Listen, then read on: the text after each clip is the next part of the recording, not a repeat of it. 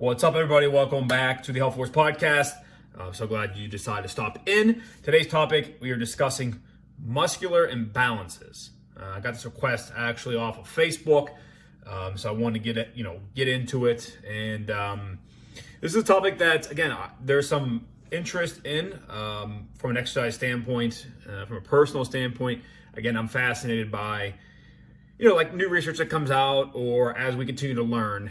Because the first thing I've got to mention is, I don't think people understand this. Like, there's a lot that we still don't know about the human body. Like, when you start talking about the brain, sleep, even the gut, the GI connection to the brain is relatively new. I'm fascinated. So this is actually a topic that does have some of that into it. Some of the nuances, some of the new data we have for muscle imbalances is pretty new. But first, I'd like to speak generally about it. We can define what that is, and I think the correction for it is pretty straightforward and easy. So if you're somebody that does suffer from some version of a muscle imbalance, or you are concerned that you do, good news. The solution to it isn't all that difficult. So first off, when it comes to a muscle imbalance, it can actually have multiple variations. I think the easiest one to talk about, and the one that people probably come to mind, is like one arm versus the other. So somebody is right-handed, perhaps their right arm is a lot more stronger than their left arm. That's a very common one. You could do that for the same thing for the legs, the right leg and the left leg. So we could certainly have an imbalance from limb to limb, from left side of the body to the right side of the body. And I do think that that's pretty common, especially if somebody is, heavily reliant upon one of those limbs. So for instance, especially in sports. So if you play sports, think about any sport that requires one arm to do the majority of the action. So bowling, I would even say golf, although that is obviously more than one limb. That's an entire, that's a full body movement, but still you're always facing the same way. Basketball, it's the same arm. That's your shooting arm. Tennis, a lot of times you have the same arm as your main arm. When you're pitching in baseball, the pitcher is always throwing with his right or left arm. That, especially I think at the youth ages, or those that do it as recreational, I think you're highly at risk, to actually developing that imbalance. Obviously, when guys are playing in college and professionally, there are exercise professionals and medical staff that should have that under lock. So you shouldn't expect a Major League Baseball pitcher to really have an imbalance from right arm to left arm or left arm to right arm. But I would imagine it being probably pretty high at high school ages, just because, again, I don't know the educational value of the high school baseball coach, and if he knows that, a lot of baseball programs don't have an extensive lifting program, a strength-based program. So you could certainly have an imbalance that way, one limb to the other. You could actually also have a front and back imbalance, which is something I'll talk about more in depth, because I think it probably applies to a lot of the individuals in our society, a lot of the common folk. And what I'm talking about here is an imbalance between your chest and your back. It's most notably recognized when it comes to something like posture. Okay, a lot of individuals have a very tight front of their body, a chest and shoulder in the front, and a weak in the back muscles. And so what ends up happening is we have shoulders that kind of collapse forward like this, and we get to, for those that are on the video podcast, they're gonna have their shoulders tucked in forward. Yes, that is dog hair. Yes. I got a husky. He's shedding a black shirt. Yes, I'm not gonna edit out the dog hairs. But anyways, you got the slumped shoulders forward, the long extended back. Again, a sign that the chest is probably tighter for sure, but the back is weaker than the chest, and therefore it's not strong enough to kind of pull those shoulders back. So again, you could have a muscle imbalance from the front side of the body to the back side of the body. You could also have an upper and lower body misbalance, an unbalanced upper body and lower body in terms of muscle. And again, I think that's very common, or more common in men, because men like to go to the gym and do freaking bench press and shoulder press and curls, and they don't do squats and deadlifts and lunges because they suck and they hurt. So I would imagine a fair number of men that go to the gym on a regular basis will have an upper lower body imbalance. And so they'll have their upper body a lot stronger and their lower body a lot weaker. So, when you're talking about the context, again, of imbalances, it can get very complicated. You could also, take that same imbalance of front and back that we talked about with the chest and the back and take it to the lower body, your quads versus your hamstrings. You could have the front side of your leg be a lot stronger or vice versa. And then the back side of the leg is weaker. So this is a topic that, it's not limited to just like one type of imbalance. And so for me, because of its duplicity or because of its extension of multiple arenas, there's definitely, I think it's definitely a common problem. And my assumption would be that in society, the most common one is going to be the front and back, like the chest and the back muscles being unbalanced and having that forward posture because the back's all stretched out and it's weak.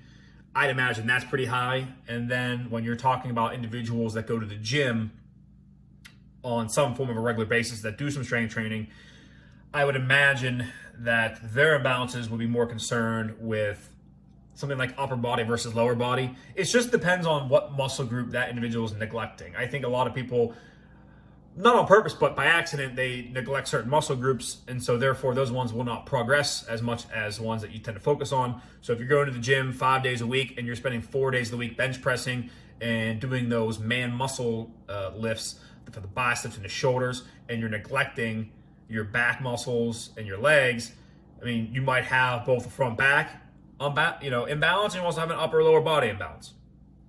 I think it's pretty common that men will bench press, but how many of them are barbell bent over rowing? Probably not as much, not as frequent, not as much effort. Same goes for like squatting. That's something, again, who wants to destroy their legs? Not necessarily fun, but necessary for a variety of reasons. So let's get into some of the issues that you may experience so that you can start to kind of tell if you've got a muscle imbalance. And if so, then we'll wrap up the podcast with how to correct it, because it is a pretty easy correction. Again, it just needs a little bit of attention from yourself. So first bit we'll talk about is, it's not necessarily symptoms because it's not going to be that obvious, but again, some things that you may be experiencing if you have an imbalance. And we'll start with the most common one for the average person, which is the front-back imbalance of the chest and the back. So the first thing you're going to have is the appearance of a poor posture. You will have front sloping shoulders.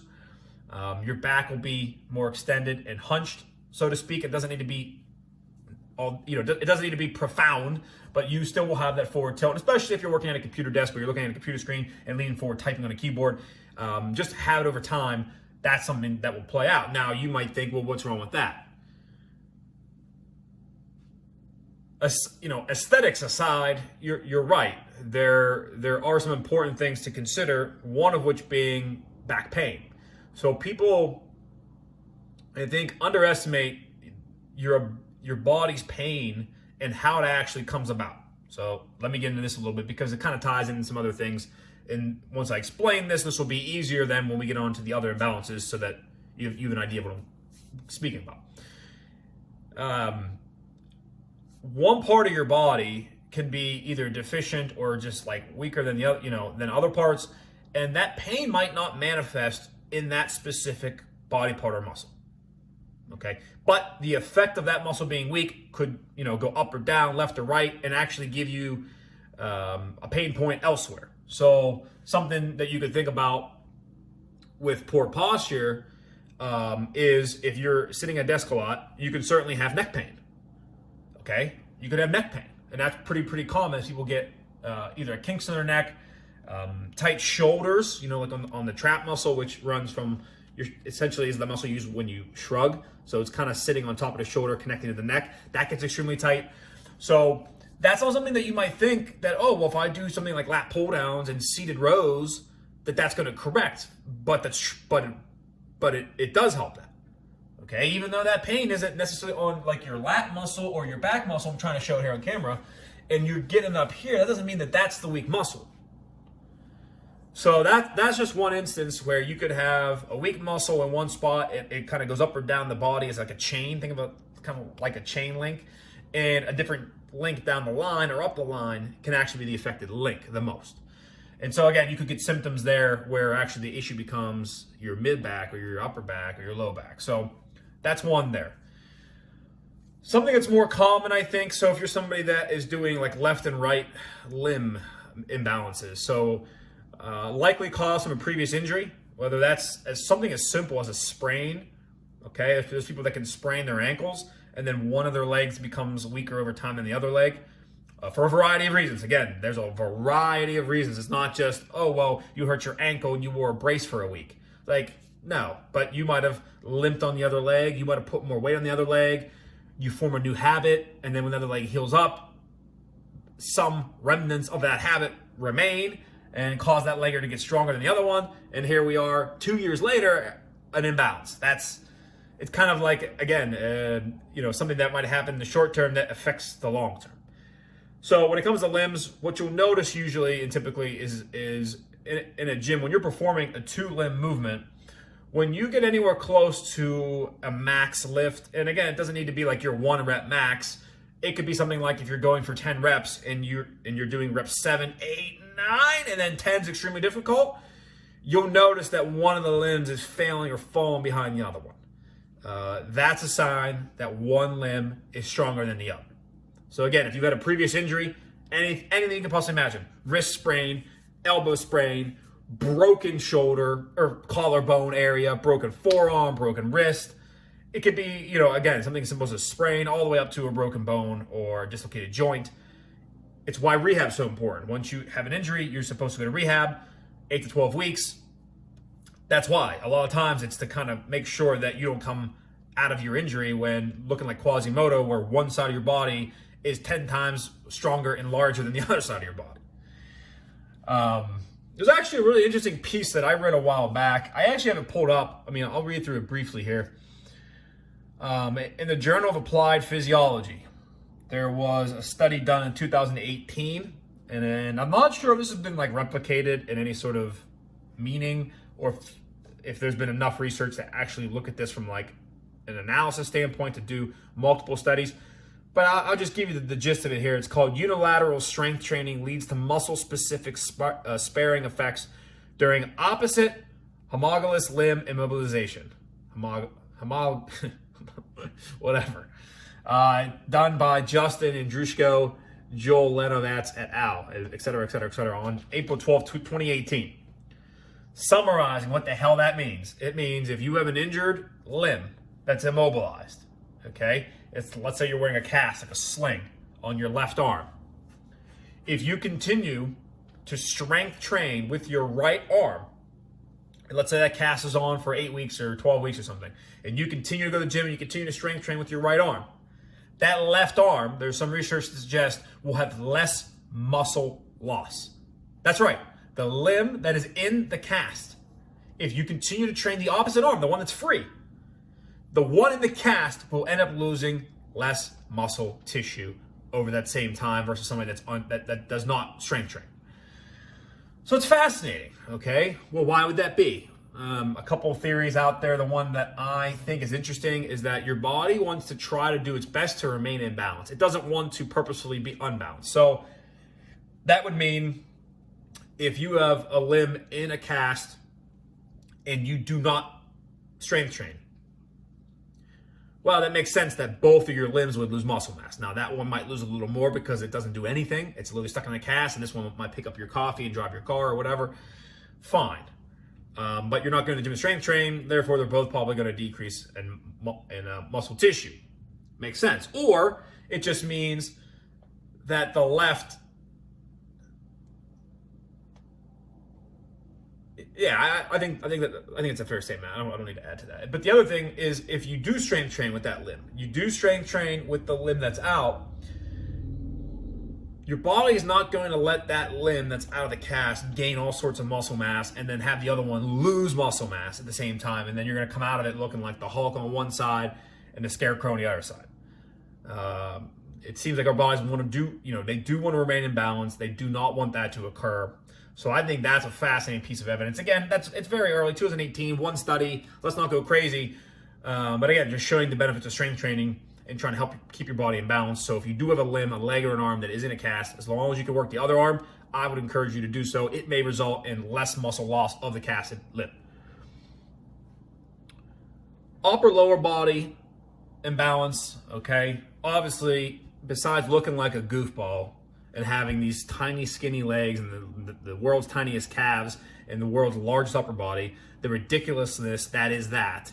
And that's a big meme. That's a big old meme. Skipping leg day, big joke, lots of jokes at your expense, big laughs.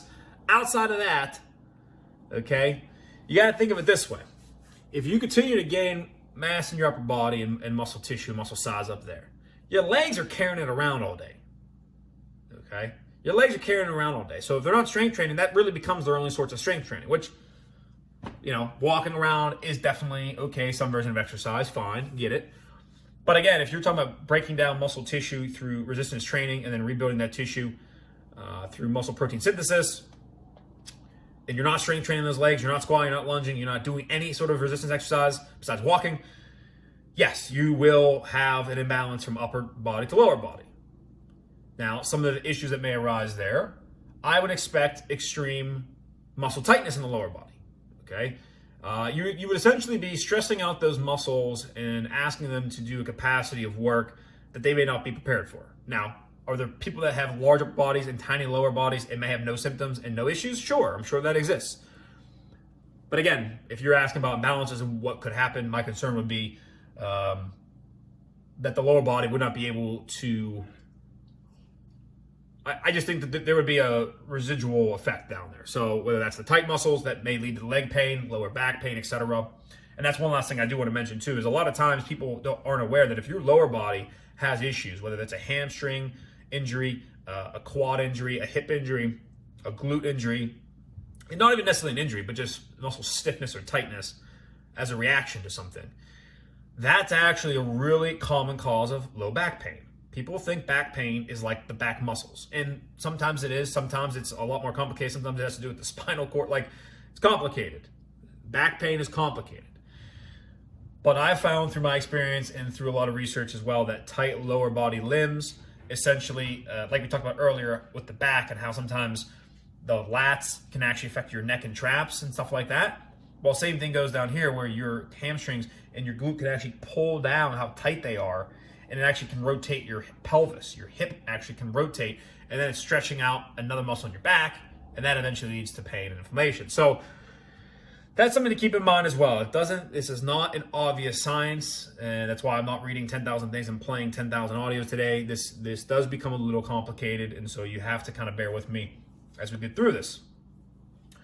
But now we are ready to move on to what to do about imbalances, or to prevent if you're concerned about developing them. Here's how you can prevent them. It is actually really, really easy. You've got to analyze and take a critical look at your exercise program. What are you doing in the gym? First of all, if you're not exercising in the gym, would you get to the gym or do an at-home workout? Start exercising. Okay, you have to do that. It's the closest thing we have to the fountain of youth. I don't want to get on the soapbox about this, but there are people, believe it or not, in the year 2020 that do not exercise still. The benefits are endless. The biggest one is that it can decrease your all-cause mortality and risks for disease. That should be enough. Then we have these, like everybody has got different motivations around their aesthetics and their beauty and their fit and like how they look. It's a whole other ballgame. But to not exercise in 2020, a little foolish for me. So if you're not doing anything now, get into an exercise routine and program. Get on it. There's all kind of resources. Ask me if you need help. There's all kind of free stuff out there. But when you go to look at your program or what you've been doing in the gym, okay, what you want to look for first is that, are you training all muscle groups? All muscle groups. Are they getting attention?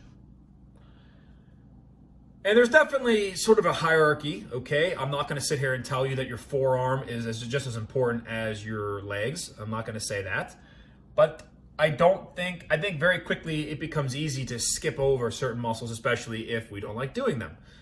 So everybody's got a little bit different answer for this. So whether it's shoulders, whether it's hamstring, calves, whatever, bicep, tricep, chest, whatever muscle group that you do not like exercising, I would caution you that may be a source that potentially could lead to an imbalance, especially if you keep skipping that part.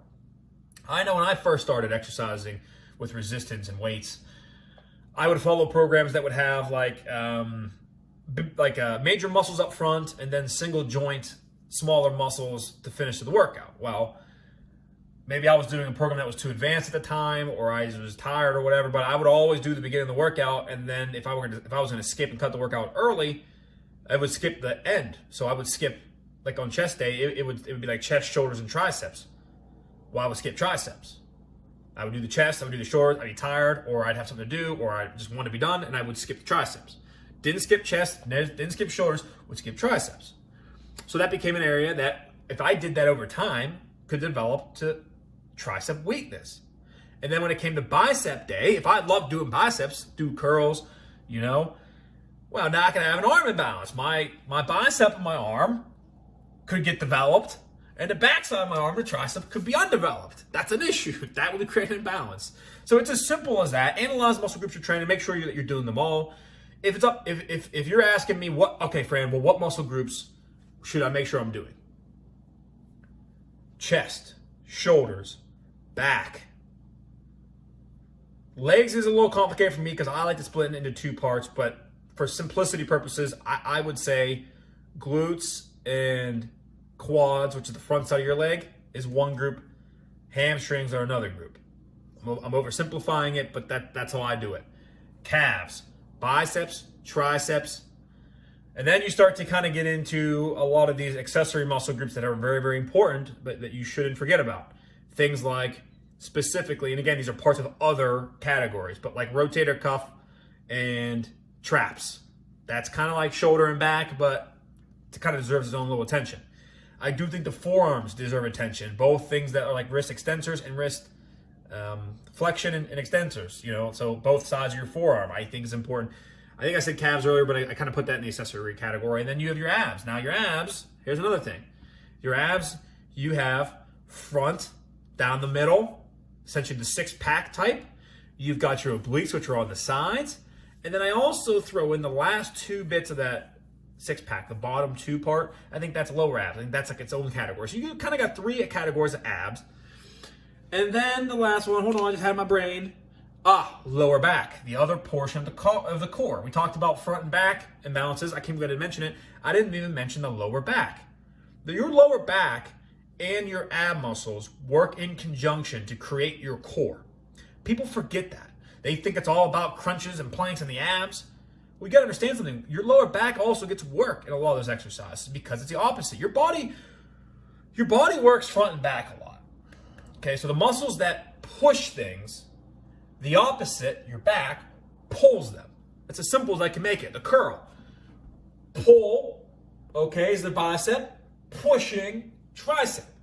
So your abs are your core works the same way, where you've got your abs on one side, your lower back on the other, and they work in conjunction. So if all you do is sit there and do 10,000 sit-ups a day, and you're working the front side of your core, the abs, that's great, but be careful that you don't create an imbalance with your back, because your lower back needs attention. And most people's lower back, the muscles, aren't getting work because people don't do things like Roman chair extension, Superman's, stability ball, low back extension, things like that, which are annoying to do. Are at the end of the workout, no one likes doing them. But again, if you're asking me about imbalances, if I'm going to get nitpicky, that's something that could certainly develop, especially if somebody's not doing things like a bent over position. If you're not deadlifting is great for lower back. So if you're deadlifting, is that enough? Probably. Depending on weight, reps, how often you're doing it, sure.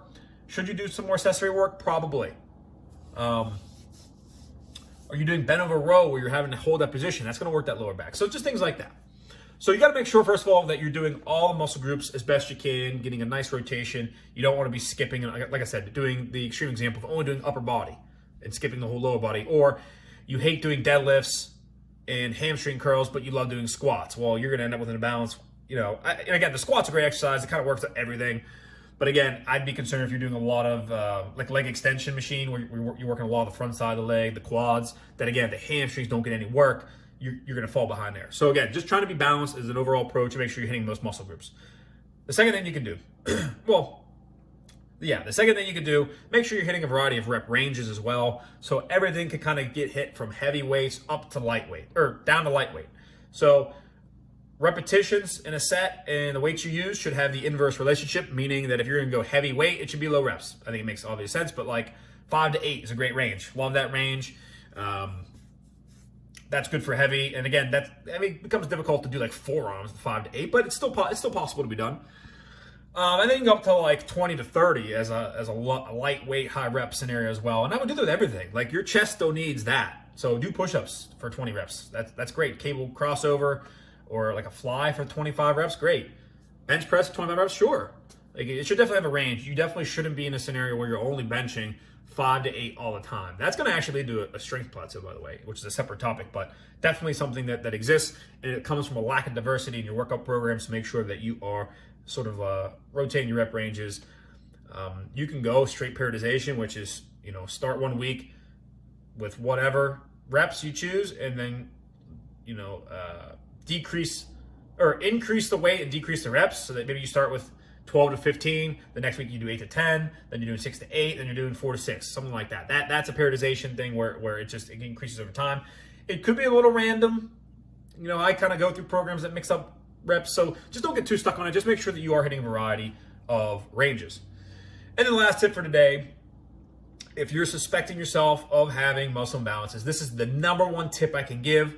The number one thing you can do to correct that, depending on what the type of imbalance is working single joint, single arm, single limb exercise. So let's say you have an injury in your wrist that's been nagging you for 5 months. So you kind of go really light and easy on that side, but you're still doing everyday tasks. And even when you're benching, you're favoring that one arm, and you've noticed that you now have an imbalance where one limb is behind the other limb. Simple fix. Start doing single arm exercises. So for instance, if it's your arm in general or your chest or what have you, you can do dumbbell single arm bench press. And yeah, maybe your right arm or your injured arm can't do the same weight that your uninjured arm can. That's fine. That's the whole purpose of it. Pick the appropriate weight. So here's an example. Dumbbell single arm bench press, 3 sets, 8 to 10 repetitions. Okay? Let's say you grab the 50-pound dumbbell for your left arm. Bang, bang, bang. You do 10 reps. You grab the 50 with your right arm. Bang, bang, and you do 7 reps instead of 10, okay? Anecdotally, quick little assessment, your right might be behind your left. Okay, no big deal. Drop down to the 45-pound weight on that arm. So do your 50, okay, with the left, 45 with the right. Now you get 10. Well, there you go. And I know that sounds kind of silly, but I promise you that is the way for that arm, because essentially you're training in isolation now. So now that right arm is actually getting a true workout for what what you're doing to it, versus if you do dumbbell bench press in general with both arms trying to do 50s or both doing 45s. If you're both doing 50s, that right arm is going to lag behind. It can't do the weight that the left arm can. And if you go too low to try to accommodate for your right arm, now your left arm isn't getting enough work to challenge itself. So by doing single joint, single arm exercises is a great way to try to help that out. You can do the same thing with your legs. Single leg press. Put one leg up on the plate shield and leg press for 10. Switch legs, do for 10. And you might notice again that one's stronger or has more endurance than the other. That's fine. Eventually, if you continue to do that or work that into your training programs every so often, those should clear up and essentially come to balance. So if you have any further questions about that, anybody's questions, again, I feel like I rambled a lot in this podcast because we didn't have any material to read from. So I'm kind of left to my own devices. And the way my brain works is not like most people's brains. I do get a little scatterbrained because I get excited about one thing, then the brain starts firing about something else I got to talk about. So again, if that was incoherent in any sort of capacity, please reach out. I can clarify whatever you need.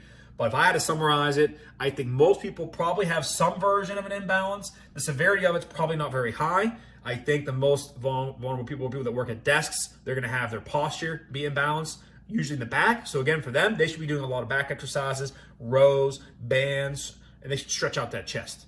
My fiance actually has like a strap thing you put on your back, and it like really stretches out your front. But I don't know, but it works. So it helps her stretch, and then she makes sure that she works out her back.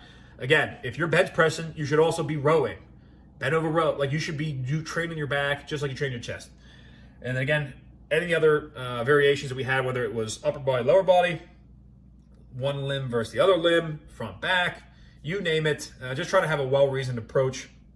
And if you're short in an area, you can give that area a little bit more attention. And especially if you're doing resistance training, which I encourage, obviously, your muscles can break down, synthesize, grow back, and that imbalance will correct itself. Your body is very good at wanting to remain in balance. So just give it the right tools, and don't forget about doing single limb exercises. Thanks, everybody, for listening to today's podcast. Again, if you need clarification on this topic, just reach out. Go to our Facebook page, Ramsley Fitness, or our Instagram, Ramsley Fitness, or our Twitter, RamsdenEF, and just send us a message and say, hey, you said something. I didn't understand what the hell you were talking about. Clarify for me. Happy to do it. Thanks, guys, and I will see you for our next episode.